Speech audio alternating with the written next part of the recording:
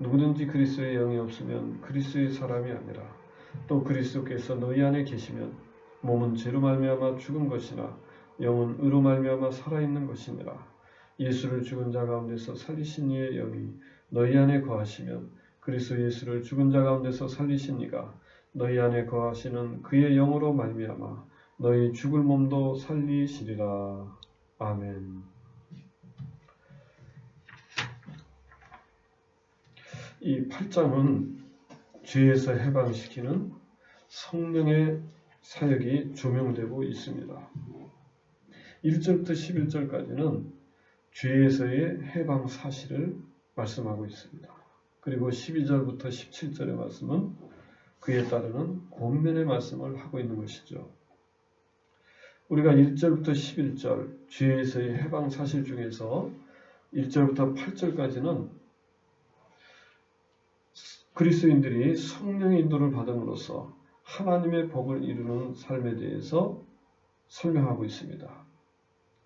물론 그 중에 반대의 경우도 있어요. 그것은 바로 육신을 따르는 삶의 그 절망적인 상태를 언급을 했다는 것입니다.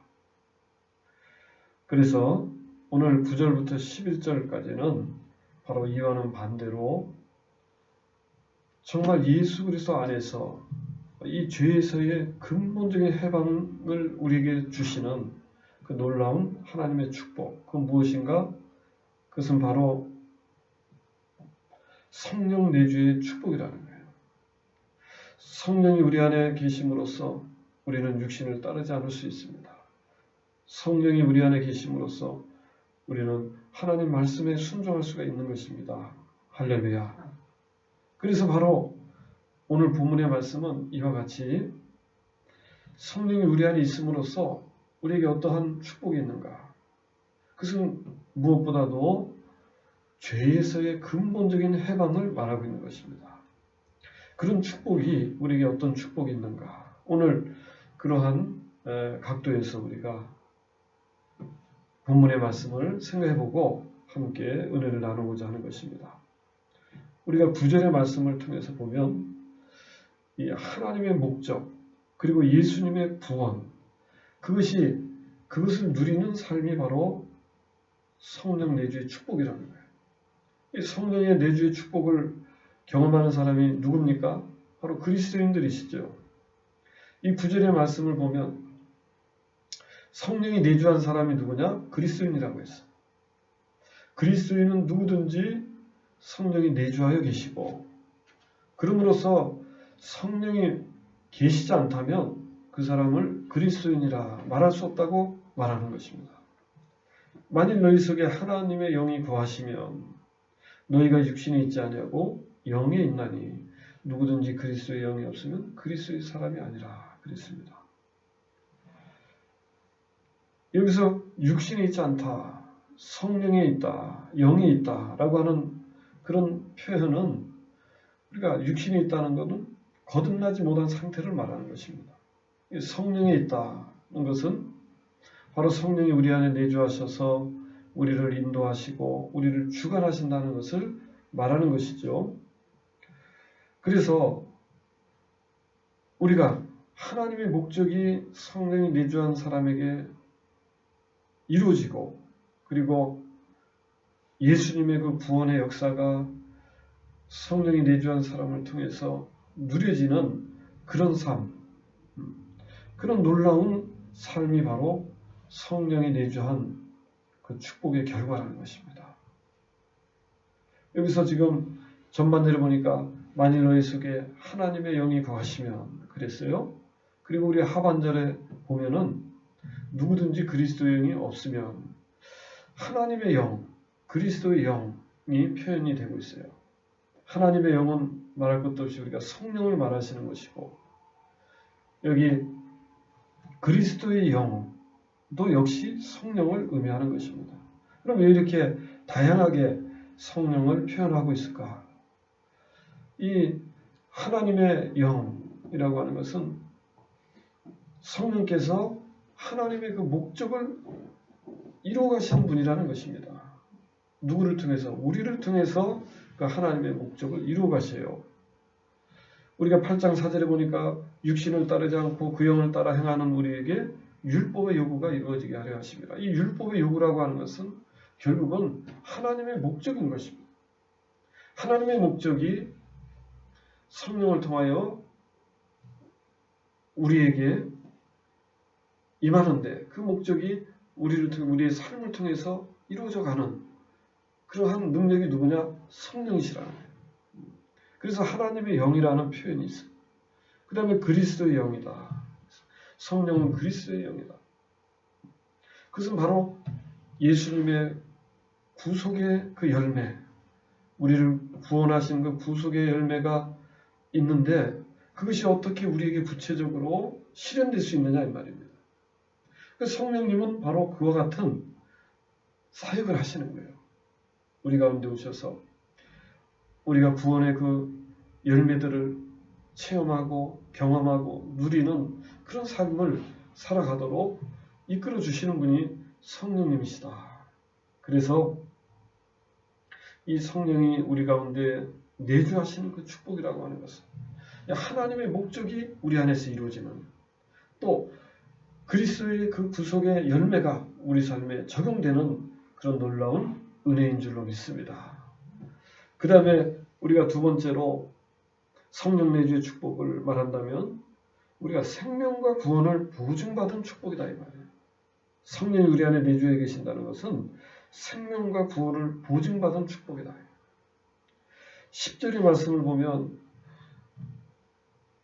또 그리스도께서 너희 안에 계시면 몸은 죄로 말미암아 죽은 것이라 하고 있어요.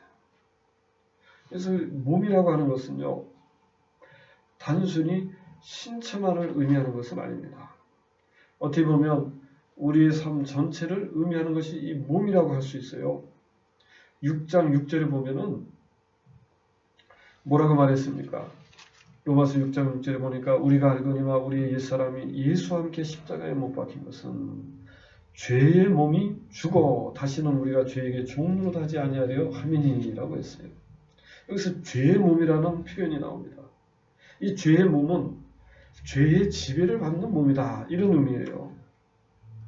그래서 몸이 지배를 받는다. 죄에 의해서 지배를 받는다. 이것은 우리가 사람이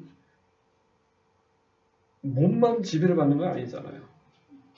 죄에 의해서 몸만 지배받는 것이 아니라 우리 사람의 모든 것이 죄에 의해서 지배를 받는다는 거예요. 그것을 몸이라고 표현하는 것이죠. 아담이 선악과를 먹었을 때 선악과를 먹은 것은 그의 몸이니까 그의 몸만 범죄했다. 이렇게 말할 수 없잖아요. 아담 전체가 범죄한 거예요. 그래서 몸이라고 한다는 것은 몸이라고 하는 것은 결국 우리 삶 전부를 말하는 거예요. 그래서 우리가 그리스도인들이요. 죄에서 구원을 받았다. 죽음에서 구원을 받았다. 심판에서 구원을 받았다고 우리가 한다면 어떠한 보증이 있느냐 이 말이에요. 그러면 그것에 대한 확실한 보증은 무엇인가? 제 마음이 그렇습니다. 물론 마음이 그럴 수 있어요. 우리가 구원의 확신을 우리 마음에 가질 수 있어요. 그리고 나의 삶의 변화를 보고도 과거에는 세상적으로 살다가 그러나 이제는 하나님 말씀에 순종하여 살아가는 나 자신의 그 변화. 그런 것을 볼 때 나는 구원의 확신이 있으니까 보증이 됩니다. 이렇게 말할 수 있을 것입니다. 그러나 그것은 어디까지나 주관적인 것 아니겠어요? 정말로 객관적인 사실이 무엇인가? 그것이 우리에게 무엇이냐 이 말이에요. 우리 몸이 죄로 말미암아 죽은 것이라고 했어요. 지금 현재. 또 죽을 것이에요. 지금은 살아있는 것 같으나 죄로 말미암아 결국은 죄의 지배 속에서 우리의 몸은 죽게 될 거예요. 이런 상황에서 우리의 구원을 보증하는 그 사실은 객관적 사실은 뭐냐 이 말이에요. 그것이 바로 하반절에 나와 있는 우리 몸은 죄로 말미암아 죽은 것이나 영은 의로 말미암아 살아있는 것이니라. 이것이 우리에게 보증이 돼요. 여기서 영은 의로 말미암아 살아있는 것이니라. 중국어 성경에는 성령이라고 직접적으로 표현이 되어 있지만 우리가 원어에는 푸니마라고 말합니다. 푸니마는 영을 말하는 거예요. 영을 말하는데 인간의 영을 말할 수도 있고 하나님의 영을 말할 수도 있는 것입니다. 그러다 보니까 문자적으로 이 한국어 성경은 영이라고 했어요. 영. 푸니마라고 했을 때 그래서 그러면 지금까지 8장에서부터 1절부터 푸니마라는 표현들은 모두가 다 성령을 말하고 있다는 거예요. 여기서도. 그래서 영은 성령을 의미한다. 우리가 이렇게 받아들일 수 있는데 또 인간의 영이라고 말하는 사람도 있어요. 인간의 영이라고 말하는 분들도 많이 있어요. 그러나 우리는 좀 더 사도 바울이 무엇을 의미하고 이 영을 썼는가, 푸니마를 사용했는가. 지금까지 성령을 푸니마로 표현하다가 인간의 영을 말할 때에도 푸니마로 표현을 한다면 뭔가 좀 혼돈이 올 수 있겠다고 생각하지 않았겠어요? 그러니까 어떤 적절한 표현을 달리해서 인간의 영을 표현할 수 있었을 거예요. 그런데 그렇게 표현하지 않고 그대로 푸니마라는 용어를 사용했어요.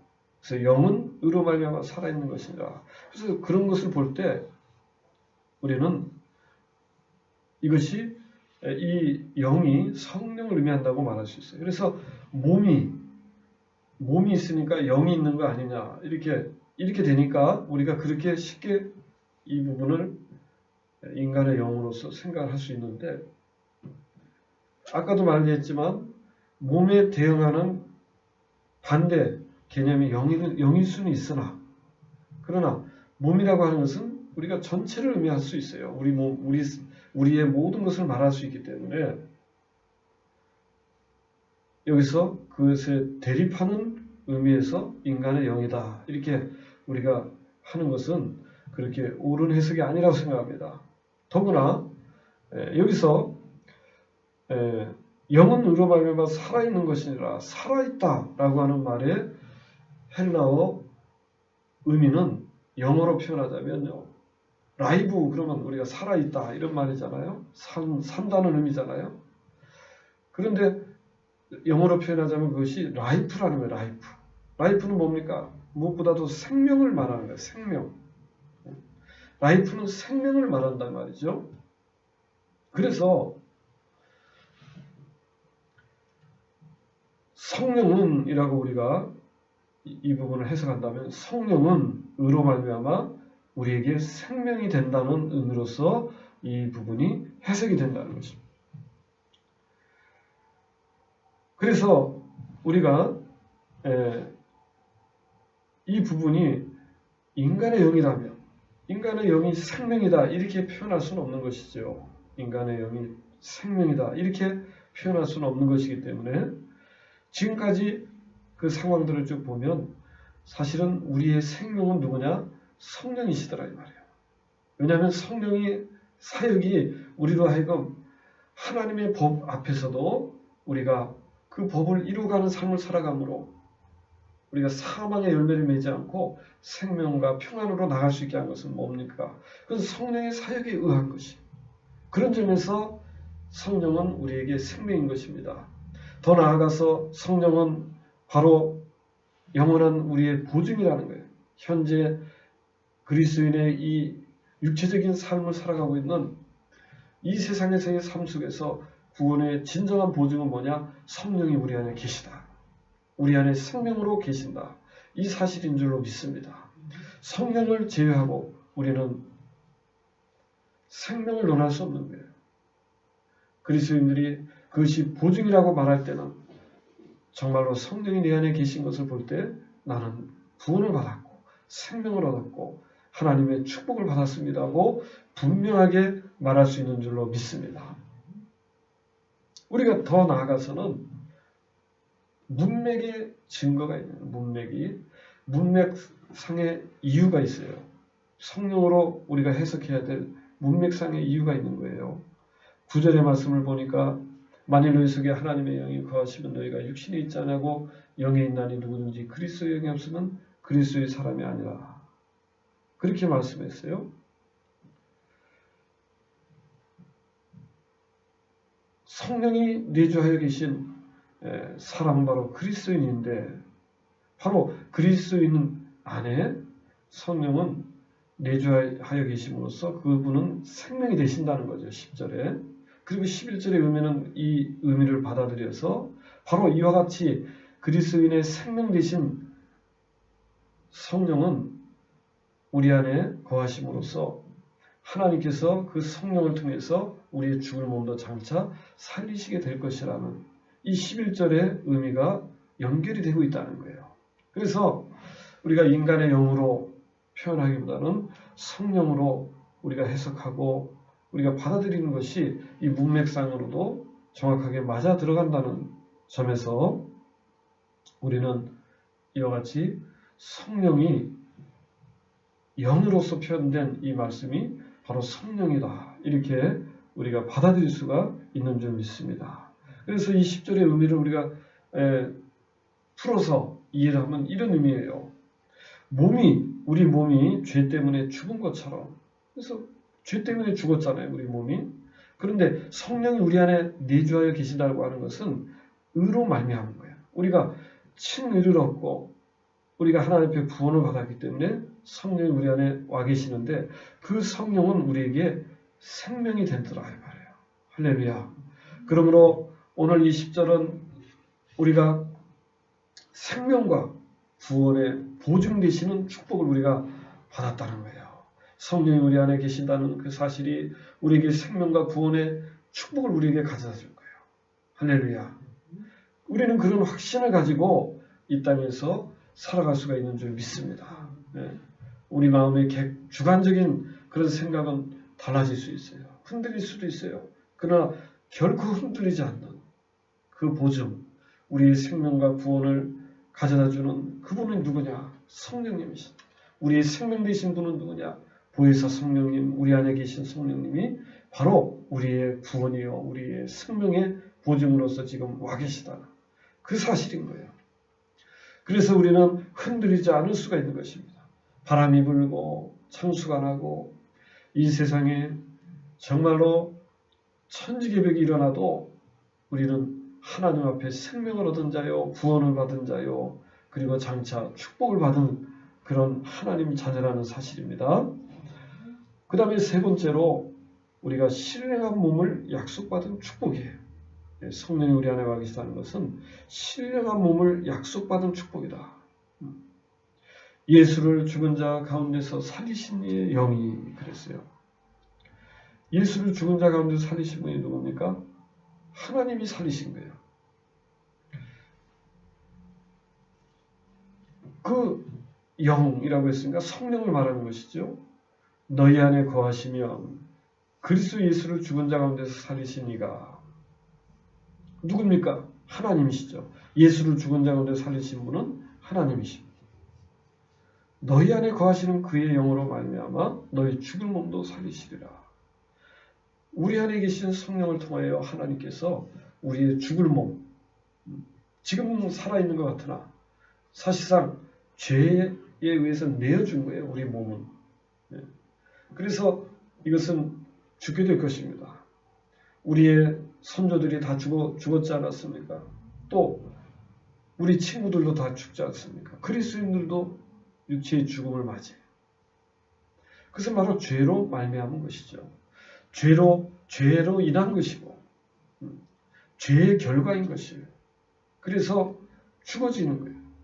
그런데 그와 같은 우리의 몸도 살려주신다. 그런 거예요. 그러면 우리 몸이 그러면 현재의 몸으로 살아나는 것입니까? 그런 것은 아니라 지금은 왜 죄에서 물들어 있고 모든 환경에 영향을 받고 너무나 연약한 그런 몸인 거예요.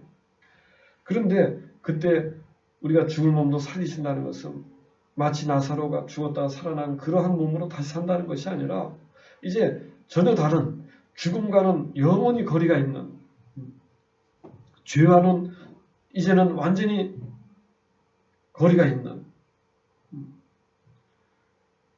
연약함과도 이제 거리가 있는 정말 신령한 몸으로 우리가 다시 살아난다는 거예요. 고린도전서 15장 44절에 보니까 육의 몸으로 심고 신령한 몸으로 다시 살아나나니 육의 몸이 있은즉 또 영의 몸도 있느니라. 할렐루야. 우리 현재의 이 몸은 죄의 영향을 받습니다. 죄의 몸이라고 표현이 됩니다. 그래서 죽을 수밖에 없습니다. 죄에 의해서 우리가 내어준 바 되었어요. 죄에 의해서 죽음을 맞이하는. 그런 하나님의 약속은 성령이 우리 안에 오셔서 이제 장차 때가 되면 우리의 이와 같은 죽을 몸도 하나님이 다시 살리신다. 그 다시 살리신 몸은 신령한 몸이다. 죄와도 죽음과도 연약함과도 이제 관계없는 그러한 놀라운 축복을 받은 그 신령한 몸으로서 우리가 다시 살게 된다. 그 약속이에요. 성령이 우리 안에 와 계시다는 이 놀라운 사실. 결국은 이것은 무엇을 지금 말하고 있습니까? 이것은 죄에 대한 완전한 승리를 말하는 거예요. 하나님의 목적은 바로 예수 그리스도를 통해서 우리의 삶 가운데 죄에 대한 완전한 승리를 거두시는 것이 하나님의 목적이에요. 그것을 이루신 분은 바로 예수님이시고 그것을 우리의 삶에서 적용시켜서 이루어 가시는 함께 하시면서 이루어 가시는 분이 누구냐? 성령님이시죠. 그래서 성령이 우리 가운데 와 계시다는 것은 하나님의 약속인 거예요. 할렐루야. 그래서 지금은 이루어지지 있지 않지만 장차 때가 되면 너희 죽을 몸도 살려주신다 이 말. 우리가 이 말씀들은요. 사실을 말하고 있는 사실을. 어떤 우리가 그것을 바란다는 것도 아니에요. 그것을 뭐 이렇게 꾸며서 표현하는 것도 아니에요. 8장 1절부터 11절의 말씀은요. 현재 있는 그대로의 사실을 지금 우리에게 표현합니다. 그래서 저도 설교를 하는데 사실을 있는 그대로 말하는 것입니다. 사실을 말하고 있는 거예요. 우리는 하나님의 목적과 구원을 누리는 축복을 우리가 받았다. 그 다음 생명과 구원을 보증받는 축복을 우리가 지금 받고 있다. 그리고 신령한 몸을 이제 약속받는 축복을 우리가 받았다. 이것은 사실이에요. 사실. 아주 객관적인 사실을 지금 그냥 말하고 있는 것입니다. 어떤 덧붙이지도 않고 덜하지도 않고 있는 그대로를 사도 바울이 여기서 지금 말씀하고 있는 것처럼 저도 이 말씀을 받아서 그냥 그대로 이것을 표현했어요. 그런데 우리가 이렇게만 표현을 해도 이 얼마나 놀라운 것입니까? 성령이 내주하여 계신 그 축복이 얼마나 큰 놀라운 축복인가. 우리가 성령의 인도를 받음으로써 하나님의 말씀에 순종하고 그리고 생명의 열매를 맺어가는 우리의 삶을 살아가는데 그것으로 그치는 것이 아니라 우리는 성령이 우리 안에 계신다고 하는 것, 그 확실한 그 보증은 오늘 내가 그러므로 말미암아 그리스도 안에 있다는 그 사실을 우리가 확증받는. 그리고 또한 그것은 바로 우리가 우리 안에 생명으로서 와 계시는 겁니다. 그리고 장차 성령이 우리를 죽을 몸도 우리를 살리신다. 이러한 성령의 사역들이 객관적으로 나열되어 있고 사실적으로 표현됩니다. 이 가운데서 우리는 이 놀라운 축복을 받았다고 확실하게 우리가 믿을 수 있고 확증할 수가 있는 것입니다. 우리가 예수 그리스도 안에서 있는 것은 구원을 의미하는 거예요. 또 예수님이 내 안에 계신 것도 구원을 의미하는 것입니다. 우리가 이 본문의 말씀 중에서 10절에 보니까 10절 상반절에 또 그리스도께서 너희 안에 계시면 이랬어요. 그리스도께서 너희 안에 계시면 이라는 말이에요. 8장 1절에는 그러므로 이제 그리스도 예수 안에 있는 자에게는 우리 신앙의 우리가 신앙이 있다고 하는 근본적인 사실, 또 구원을 받았다고 하는 근본적인 사실은 사도 바울에 의하면 우리가 그리스도 안에 있는 것입니다. 우리는 그리스도 안에 있어야 되고 또한 그리스도가 내 안에 와 계셔야 돼요. 그리스도가 내 안에 와 계시다고 하는 것은 무엇을 의미합니까? 그것은 바로 성령의 내주를 의미하는 거예요. 성령님과 나와의 관계, 그리고 예수 그리스도와 나와의 관계는 본질적으로 동일하다고 말할 수 있는 거예요. 왜 그러냐면 성령이 우리 가운데 오셔서 예수 그리스도의 구원의 역사를 이루어 가시기 때문에 그런 거예요. 그런 점에서 성령이 내주하고 계시다는 것은 곧 그리스도가 내 안에 계시다는 것을 의미하는 것입니다. 할렐루야. 그러니 우리가 성령이 내주라고 하는 것은 예수님이 내 안에 함께 하시는 것이구나. 우리는 구원을 확증할 수 있는, 나는 그래서 구원받았다고 말할 수 있구나. 그래서 나는 구원을 확증한다. 내가 확신한다.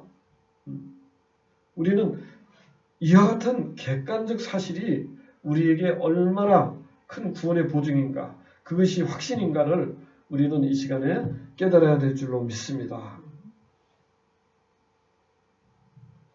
이 기독교의 신앙을 세우는 분은 누굽니까? 우리 기독교 신앙을 세우는 분, 우리 안에서 우리의 예수 믿는 그 믿음, 그것을 세워주시는 분은 결국은 우리 자신이 아니에요. 내가 잘나서 내가 뭔가 다른 사람보다도 좀 더 앞서서 신앙이 있고 그런 것이 아니라는 것입니다. 우리의 믿음을 세우는 분은 결국은 성삼위 하나님이신 거예요. 할렐루야. 하나님은 우리를 보살펴 주십니다. 그 사랑 속에서 우리를 언제까지나 인도해 주십니다. 우리가 신앙의 삶을 영위하도록 계속해서 이끌어 가십니다. 그래서 우리는 자랑할 수가 없는 거예요. 오늘 내가 죄에서 승리했어요. 오늘 이 본문의 말씀들 보니까 결국은 죽을 몸에서도 우리가 살림 받는다는 얘기는, 신령한 몸을 입는다는 것은 죄에 대한 완전한 승리가 나에게 보증되어 있구나. 이것을 우리는 확신하는데 이것이 나 자신의 승리가 아니라는 거예요. 나의 능력으로 이룬 승리가 아니라 바로 하나님의 능력이요, 하나님의 은혜요, 하나님의 사랑이라는 거예요. 그 결과로서 우리는 죄에서 승리한 것입니다. 그럼 영광 받으실 분이 누구냐? 바로 성삼위 하나님이시, 하나님이 이와 같은 영광을 받으셔야 될 줄로 믿습니다. 우리는 하나님께 영광을 돌려야 돼요. 오늘 지금 살아가면서도 죄에서 승리하게 하시고, 그리고 장차 완전한 승리, 근본적인 승리, 변함없는 승리, 완전한 승리를 우리에게 약속하신 그 하나님께 오늘 저와 여러분들은 찬양하고 감사하고 영광을 돌려야 될 줄로 믿습니다. 그 하나님의 은혜와 사랑과 축복 때문에 성령이 우리 안에 오셨고, 그 성령이 오셨다는 것은 죄에 대한 완전한 승리가 우리에게 주어졌음을 말해주는 것이기 때문입니다. 그러므로 오늘 성령이 함께 하시는 여러분, 우리는 하나님을 찬양해야 됩니다. 그리고 죄에서 승리하는 완전한 승리 그날까지 우리가 죄와 싸워 이기고 승리하는 그러한 삶을 계속해서 우리가 살아가야 될 줄로 믿습니다. 그것이 하나님이 성령을 보내신 목적이요 의미인 것입니다. 이 세상에서 그냥 되는 대로 살면 되겠지. 우리가 적당히 살면 되는 것 아니냐. 그런 것이 아니라 적극적으로 우리가 죄에 대항하고 죄를 멀리하고 그리고 죄를 극복하고 살아가는 그 그리스도인의 삶이 우리 삶에 적용되어져야만 되는 것입니다. 우리가 그것을 적용하고 이 땅에서 살아가야 될 필요가 있고, 그것이 하나님이 우리에게 향하신 하나님의 뜻인 것을 우리가 이 시간에 확실하게 마음에 믿음으로 가져야 될 줄 믿습니다. 그리스도인은 적당히 내가 죄를 짓지 않고 어떻게 살아갈 수 있는가? 적당히 타협하면서 큰 죄는 좀 피하면서 이렇게 살아가는 것이 아니라 정말로 죄에 대한 완전한 극복을 위해서 성령과 함께 살아가는 것이 하나님의 뜻인 거예요. 그래서 오늘 우리는 이와 같은 하나님의 목적을 이루는 하나님의 궁극적인 승리를 위한 삶을 우리가 살아가야 되겠다고 결심하고 결단하고 확신하는 저와 여러분들의 삶이 되시기를 예수님의 이름으로 축원합니다. 기도하겠습니다. 하나님 아버지 감사합니다. 오늘 성령이 내주하신 그 축복은 우리에게 놀라운 하나님의 그 축복인 것을 우리는 깨닫습니다. 이 객관적인 이 사실을 말씀한 이 말씀 앞에 우리는 믿음으로 받아들이고 우리는 진정한 그리스도인으로서 성령이 내주하여 계시다는 것을 알고 이제 그 보증으로 주신 그 성령을 의지하고 감사하고 찬양하고 또 장차 우리의 죽을 몸도 살리시는 그 약속 앞에 우리는 마침내 내가 죄에 대한 완전한 승리가 이미 나에게 주어졌음을 깨닫고 이제 결코 흔들리지 않는 신앙생활, 예수님을 바라보는 신앙생활, 하나님을 바라보는 신앙생활, 성령님을 의지하는 신앙생활을 우리가 할 수 있도록 인도해 주시옵소서. 결코 흔들리는 삶이 아니라 굳세고 굳센 반석 같은 그 믿음으로 우리가 죄에 대한 완전한 승리를 이루는 그날까지 담대하게 성령과 함께 동행하는 승리하는 삶을 살아가는 우리들이 될 수 있도록 하나님이여 축복하여 주옵소서. 예수님의 이름으로 감사하며 간절히 기도드리옵나이다. 아멘.